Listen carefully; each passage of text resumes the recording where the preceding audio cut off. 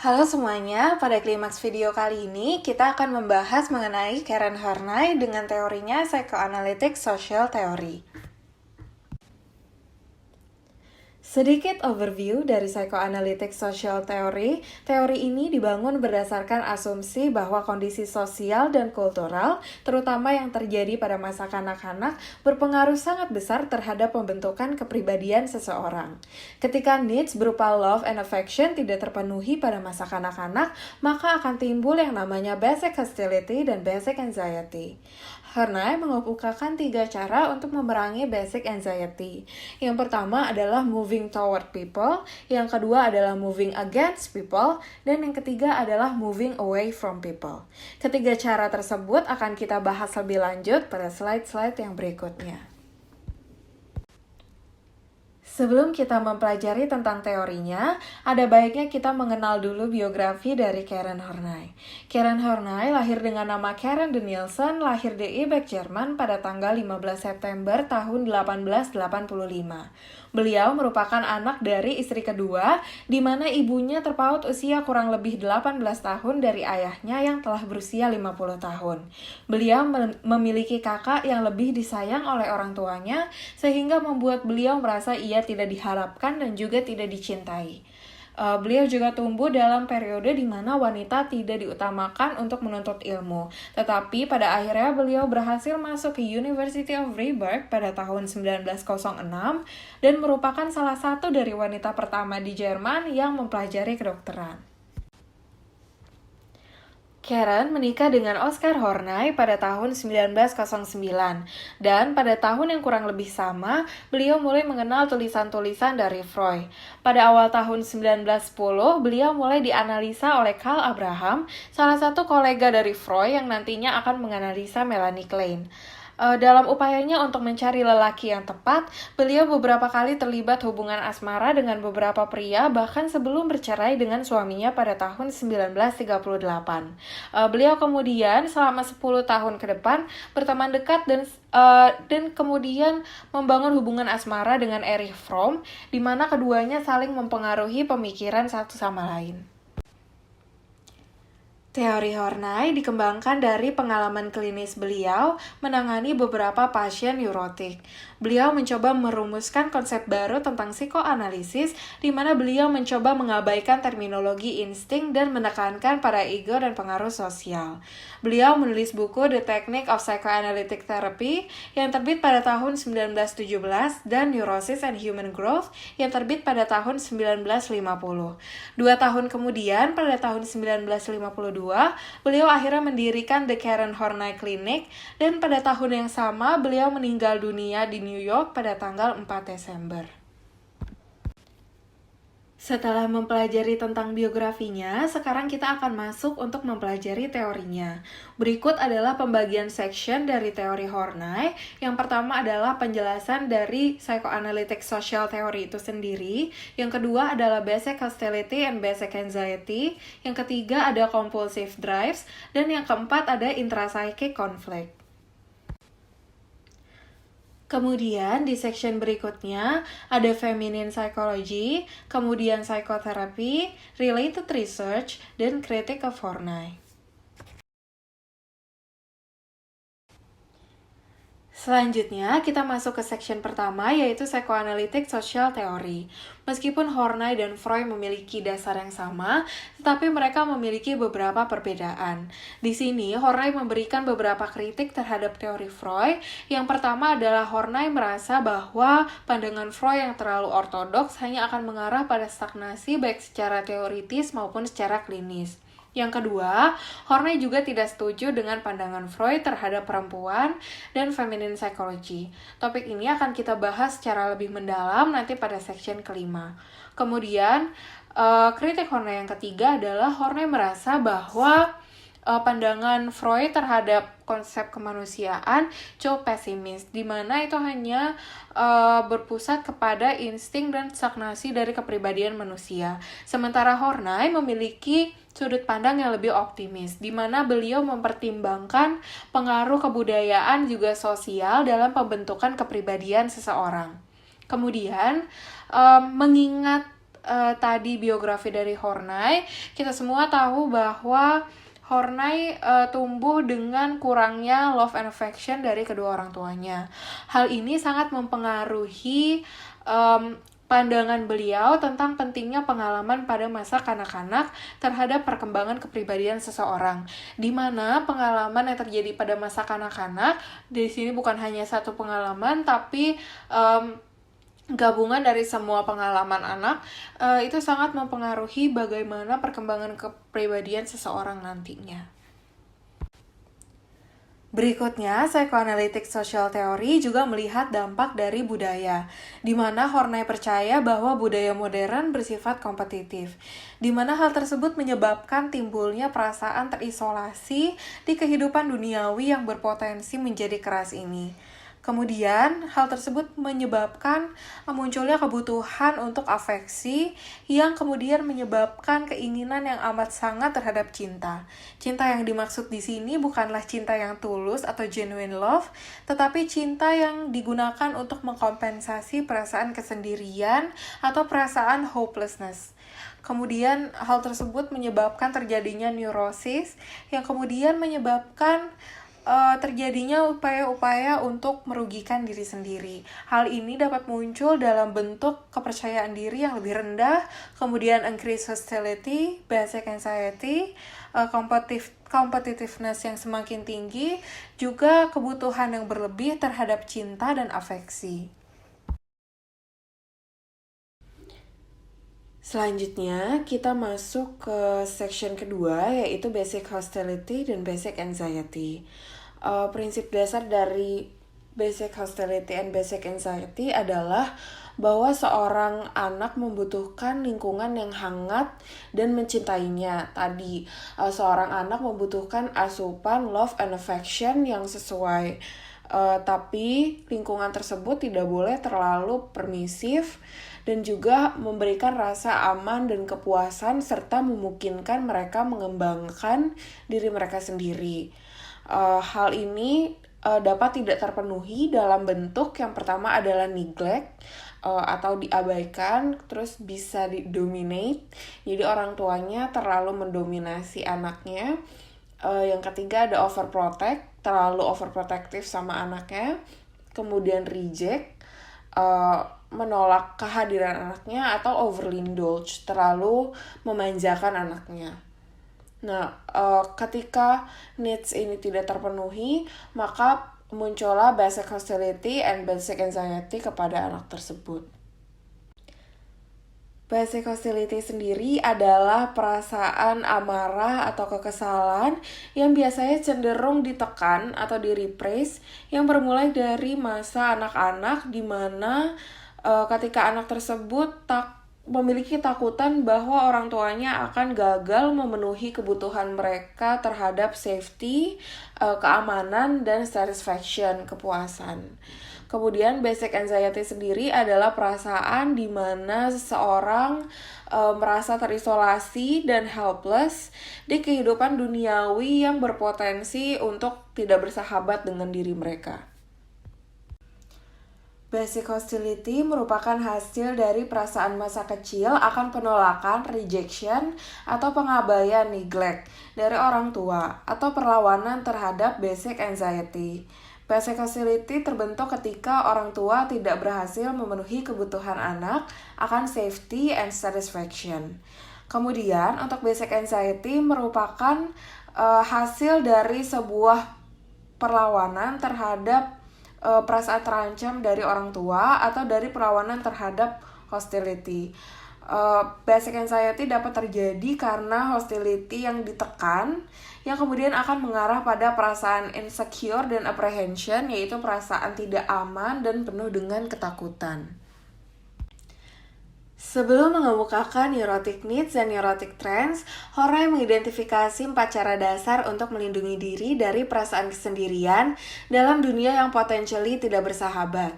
Yaitu yang pertama adalah untuk mencari afeksi. Pencarian afeksi tidak selalu mengarah kepada genuine love atau authentic love, tetapi juga dapat dipenuhi dalam bentuk benda-benda material atau sexual favors. Kemudian yang kedua adalah submissiveness, yaitu ketika seseorang menyerahkan dirinya kepada orang lain, suatu institusi, suatu organisasi, atau agama tertentu dengan harapan memperoleh afeksi dari tempat-tempat tersebut. Kemudian yang ketiga adalah melalui power, yaitu kecenderungan untuk mendominasi orang lain, prestige, kecenderungan untuk mempermalukan orang lain karena takut dirinya sendiri dipermalukan, dan melalui possession, yaitu kecenderungan untuk merampas kepemilikan orang lain untuk menyanggah kemiskinan dan kemelaratan dari diri sendiri. Kemudian cara yang terakhir adalah withdrawal, yaitu melepaskan diri secara emosional dari orang lain untuk menghindari orang lain menyakiti diri mereka. Cara-cara melindungi diri ini tidak hanya dilakukan oleh seseorang yang memiliki neurosis, tapi Horney percaya bahwa semua orang menggunakannya dengan kadar tertentu. Nah, tapi hal ini menjadi berbahaya ketika seseorang menggunakan hanya salah satu dalam kadar yang berlebihan. Selanjutnya, interaksi dari basic anxiety dan basic hostility merupakan bagian dari dinamika kepribadian, yang dimana berawal dari kurangnya rasa aman, yang kemudian menyebabkan rasa bermusuhan atau hostility. Rasa bermusuhan tersebut biasanya direpresi atau ditekan, yang kemudian menyebabkan terjadinya basic anxiety dan basic hostility, yang kemudian menyebabkan terjadinya kebutuhan yang berlebih akan afeksi dan cinta, di mana terjadi perasaan yang tolak bila kebutuhan tersebut tidak terpenuhi, yang kemudian menyebabkan hostility dan rasa bermusuhan tersebut meningkat, dan kemudian terjadi represi lagi agar tidak kehilangan cinta dan rasa aman, yang akhirnya menyebabkan tekanan dari rasa marah yang meluas. Nah, hal ini kembali lagi menyebabkan adanya basic anxiety dan basic hostility. Kemudian kita masuk ke section ketiga, yaitu compulsive drives. Yang pertama adalah neurotic needs, yang merupakan upaya untuk meredakan basic anxiety. Horney mengidentifikasi 10 kategori dari neurotic needs. Yang pertama adalah the need for affection and approval, atau kebutuhan akan kasih sayang dan penerimaan. Seseorang dengan need ini merasa bahwa mereka harus selalu menyenangkan dan memenuhi ekspektasi dari orang lain demi mendapatkan kasih sayang dan penerimaan. Kemudian yang kedua adalah the need for a powerful partner, atau pasangan hidup yang kuat. Seseorang dengan need ini biasanya memiliki tingkat percaya diri yang rendah, sehingga mereka merasa bahwa mereka harus selalu mendekatkan diri terhadap seseorang yang lebih kuat. Nah, hal ini juga termasuk evaluasi yang berlebihan terhadap cinta dan rasa takut yang berlebihan untuk menjadi sendirian. Kemudian yang ketiga adalah the need to restrict one's life within narrow borders, atau membatasi kehidupan dalam batas yang sempit. Seseorang dengan need ini cenderung memandang rendah kemampuan mereka sendiri dan memiliki tingkat kepercayaan diri yang rendah. Kemudian yang keempat adalah the need for power atau kekuasaan. Seseorang dengan need ini cenderung ingin mengontrol orang lain, dan mereka takut untuk merasa lemah dan juga merasa bodoh. Kemudian yang kelima adalah the need to exploit others, atau keinginan untuk mengeksploitasi orang lain, tetapi juga takut untuk dieksploitasi oleh orang lain. Kemudian yang keenam adalah the need for social recognition atau prestige. Jadi seseorang dengan need ini merasa bahwa mereka harus selalu menjadi yang pertama, menjadi seseorang yang penting, juga untuk menjadi pusat perhatian dari orang-orang di sekitarnya. Kemudian yang ketujuh adalah the need for personal admiration atau kekaguman pribadi. Seseorang dengan need ini merasa bahwa mereka harus selalu dikagumi oleh orang lain dan dikagumi berdasarkan diri mereka sendiri, bukan berdasarkan apa yang mereka miliki atau apa yang telah mereka capai. Kemudian yang kedelapan adalah the need for ambition and personal achievement atau prestasi pribadi. Seseorang yang memiliki need ini merasa bahwa diri mereka harus yang paling baik dalam segala aspek, dan mereka juga mencoba untuk mengalahkan orang lain untuk mengkonfirmasi perasaan superioritas mereka. Kemudian yang kesembilan adalah the need for self-sufficiency and independence, yaitu untuk berdiri sendiri dan independen. Seseorang dengan need ini cenderung ingin terlepas atau menjauh dari orang lain dan membuktikan bahwa mereka akan baik-baik saja tanpa adanya orang lain. Nah, hal ini juga biasanya muncul dalam bentuk kesulitan untuk berkomitmen. Kemudian yang ke-10 dan yang terakhir adalah the need for perfection and unassailability, yaitu kebutuhan untuk selalu menjadi sempurna. Nah, seseorang yang memiliki need ini, mereka berusaha sangat keras untuk mencapai kesempurnaan, dan mereka sangat tidak suka ketika membuat kesalahan atau memiliki kelemahan, dan mereka berusaha dengan sangat amat untuk menyembunyikan kelemahan dari diri mereka sendiri. Berikutnya adalah neurotic trends, yaitu merupakan sikap dasar terhadap orang lain dan diri sendiri. Horney mengidentifikasi 3 neurotic trends. Yang pertama adalah moving toward people, dan yang kedua adalah moving against people, dan yang ketiga adalah moving away from people. Nah, untuk pembahasan lebih lanjutnya, kita akan bahas di slide-slide berikutnya. Berikut ini merupakan tabel interaksi antara basic hostility dan basic anxiety dengan defenses against anxiety. Jadi seperti yang sudah kita ketahui dari slide-slide sebelumnya, bahwa basic hostility dan basic anxiety saling berinteraksi satu sama lain dan saling mempengaruhi satu sama lain. Nah, untuk menghadapi basic hostility dan basic anxiety tersebut, seseorang membentuk defense against anxiety, yaitu perlawanan terhadap anxiety tersebut. Nah, seseorang dapat merespons dengan 2 cara yang berbeda. Yang pertama adalah respons yang normal, dan yang kedua adalah respons yang neurotik. Meskipun isinya kurang lebih sama, ada moving toward people, against people, dan away from people, tetapi seseorang yang memberikan respon normal biasanya cenderung lebih fleksibel dan juga dalam kadar yang lebih rendah dibandingkan seseorang yang merespon secara neurotik, di mana respons mereka cenderung lebih kompulsif dan lebih ekstrim. Nah, untuk pembahasan yang lebih dalamnya akan kita bahas pada slide yang berikutnya. Berikut ini merupakan rangkuman dari neurotic trends. Yang pertama adalah moving toward people, yaitu disebut juga dengan compliant personality. Hal ini muncul dari basic conflict berupa feelings of helplessness, yang kemudian memunculkan neurotic needs berupa need for affection and approval, powerful partner, dan juga narrow limits to life. Seseorang yang moving toward people dengan neurotic cenderung overly dependent dengan orang lain atau institusi yang lebih kuat dari diri mereka. Nah, tapi seseorang yang bereaksi toward people dengan normal itu ditunjukkan dengan hubungan yang friendly dan loving dengan orang lain. Kemudian yang kedua ada moving against people atau disebut juga dengan the aggressive personality. Nah, hal ini timbul dari basic conflict berupa keinginan untuk melindungi diri dari kekejaman dunia luar atau kekejaman orang lain. Nah, hal ini memunculkan neurotic needs berupa power, exploitation, recognition, and unassailability, personal admiration, dan personal achievement.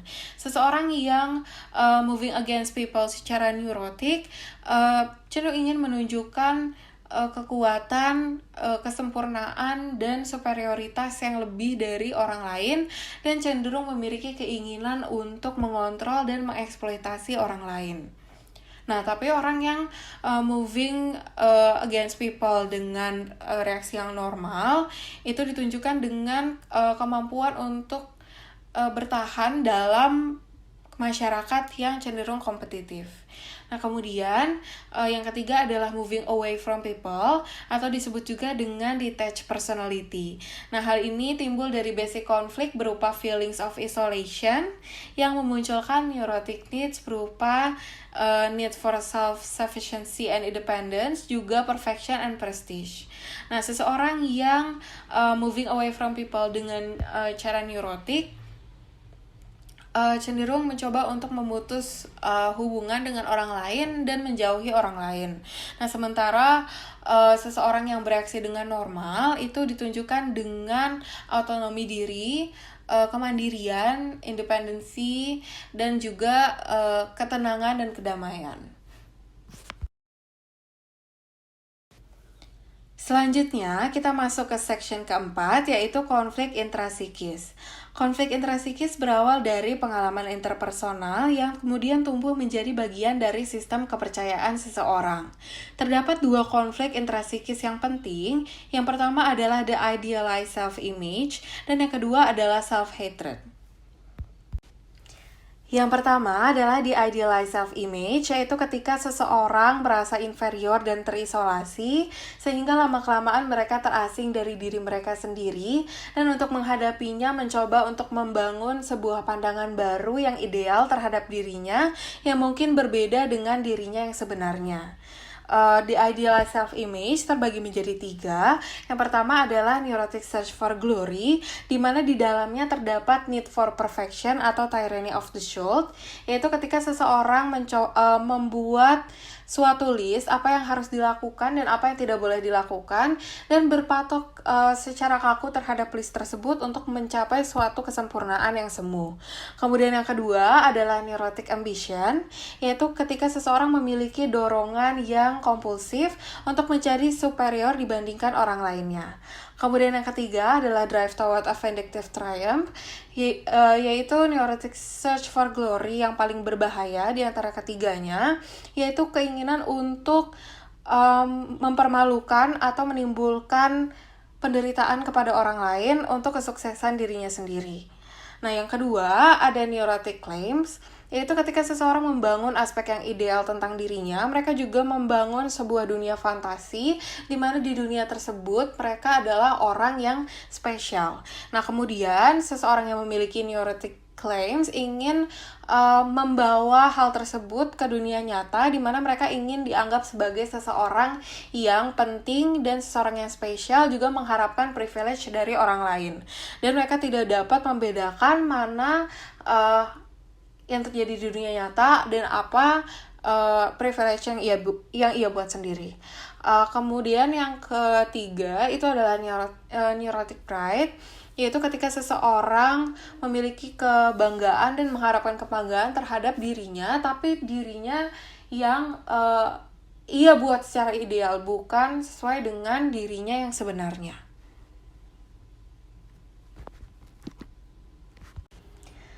Yang kedua adalah self-hatred, yaitu ketika individu yang neurotik tidak menyukai diri mereka sendiri karena diri mereka yang sebenarnya tidak sesuai dengan tuntutan yang tidak terpuaskan dari pandangan diri mereka yang ideal.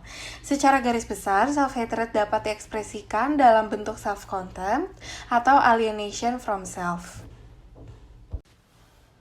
Horney mengidentifikasi 6 cara seseorang mengekspresikan self-hatred.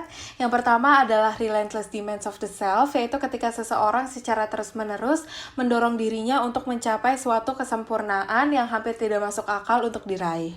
Kemudian yang kedua adalah merciless self-accusation, yaitu ketika seseorang terus-menerus menyalahkan dirinya, bahkan terhadap kesalahan-kesalahan yang tidak diakibatkan oleh dirinya sendiri. Kemudian yang ketiga adalah self-contempt, yaitu ketika seseorang merendahkan, menjelek-jelekan, dan meragukan diri mereka sendiri. Kemudian yang keempat adalah self-frustration, yaitu ketika seseorang merasa bahwa ia tidak berhak merasakan kesenangan. Yang kelima adalah self-torment, yaitu ketika seseorang menimbulkan kesakitan atau menyakiti diri mereka sendiri, biasanya dalam bentuk fisik seperti memukul dirinya sendiri, memotong tangannya dengan pisau, dan lain sebagainya. Kemudian yang terakhir adalah self-destructive actions and impulses, yaitu ketika seseorang menyabotase diri mereka untuk menghancurkan hidup mereka sendiri. Contohnya adalah keluar dari pekerjaan yang sebenarnya baik-baik saja, atau keluar dari hubungan yang sebenarnya sehat. Selanjutnya, kita memasuki section kelima, yaitu Feminine Psychology. Selama Horney belajar bersama Freud, yang menyadari bahwa pandangan psikolog-psikolog saat itu terhadap wanita masihlah kurang tepat.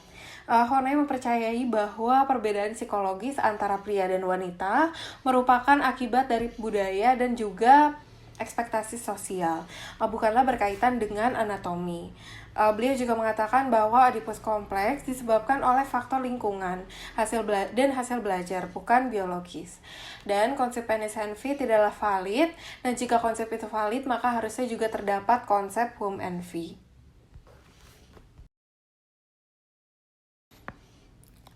Kemudian kita masuk ke section ke-6, yaitu psikoterapi. Fungsi dari psikoterapi adalah untuk membantu pasien tumbuh secara bertahap ke arah self-realization. Menggunakan teknik yang kurang lebih sama dengan psikoanalisis. Psikoterapi dapat dikatakan sukses ketika pasien telah dapat melanjutkan tanggung jawabnya terhadap perkembangan psikologisnya, yaitu ketika pasien telah berjalan menuju self-realization. Tujuan dari Horneyan Psychotherapy adalah yang pertama untuk membantu pasien mengembangkan self-realization. Kemudian yang kedua adalah untuk membantu menghilangkan idealized self-image. Yang ketiga untuk membantu menyadari dan menghilangkan neurotic search for glory. Yang keempat mengubah self-hatred menjadi self-acceptance. Dan yang kelima menekankan pada love, mastery, and freedom. Berikutnya, kita masuk ke section ke-6, yaitu Related Research. Yang pertama adalah HCTI, yaitu Horney College Three-Dimensional Inventory. Jadi dalam beberapa tahun kebelakangan ini, Frederick Coolidge dan teman-temannya sedang bekerja untuk mengoperasionalkan 3 neurotic trends dari Karen Horney. Coolidge mengembangkan dan melakukan pengujian properti psikometri dari sebuah instrumen yang bernama Horney College Three-Dimensional Inventory atau disebut dengan HTCI. HTCI mengukur dimensi kepribadian menurut Horney dengan mengidentifikasi compliance, yaitu moving toward people, aggression, moving against people, dan detachment, moving away from people, sebagai dimensi utama dengan 3 aspek pada masing-masing dimensi tersebut. Selanjutnya adalah Can Neuroticism Ever Be a Good Thing oleh Robinson dan kolega-koleganya. Meskipun kebanyakan teori dan penelitian memandang neuroticism dengan konotasi negatif, penelitian beberapa tahun terakhir ini sedang menginvestigasi efek positif dari neuroticism. Sensitivitas neurotik terhadap trait membuat seseorang yang neurotik dapat mengenali masalah dan memungkinkan mereka untuk menghindarinya. Kesuksesan dalam menghindari masalah tersebut dapat membuat mereka merasa lebih baik, dan itu menjadi salah satu efek positif dari neuroticism. Memasuki section terakhir, yaitu kritik terhadap Horney. Teori Horney cukup baik dalam internal consistency and parsimony, tapi rendah dalam falsifiability, generating research, and gilding action. Tetapi teorinya cukup tinggi dalam organizing knowledge, meskipun cukup rendah dalam kapasitasnya untuk menjelaskan apa yang diketahui mengenai orang-orang secara general. Concept of humanity dari teori Horney adalah bahwa Horney lebih menekankan free choice, lebih dari determinism, optimism lebih dari pessimism, kemudian social influence over biology, causality and teleology, dan conscious and unconscious secara seimbang, kemudian similarities over unique. Terakhir, berikut adalah perbandingan antara teori dari Horney dengan teori-teori sebelumnya dari Freud, Jung, dan Adler. Teori dari Horney lebih melihat kepada unconscious and conscious dalam sisi sosial, seperti Adler. Kemudian, Horney juga lebih melihat free choice dan optimism dibanding dengan teori-teori yang sebelumnya. Kemudian Horney juga melihat similarities antar manusia dan dari sisi kausal dan teleologi. Sekian pembahasan mengenai Karen Horney dan Psychoanalytic Social Theory. Isi dari presentasi ini diambil dari buku Fish and Fish edisi ke-8 tahun 2013. Kalian bisa baca buku ini untuk mempelajari lebih lanjut teori ini maupun teori kepribadian lainnya. Atas segala kesalahan dan kekurangan, baik kesalahan dalam penyebutan nama maupun istilah, mohon dimaafkan. Semoga pembahasan ini bermanfaat bagi kalian semua. Terima kasih.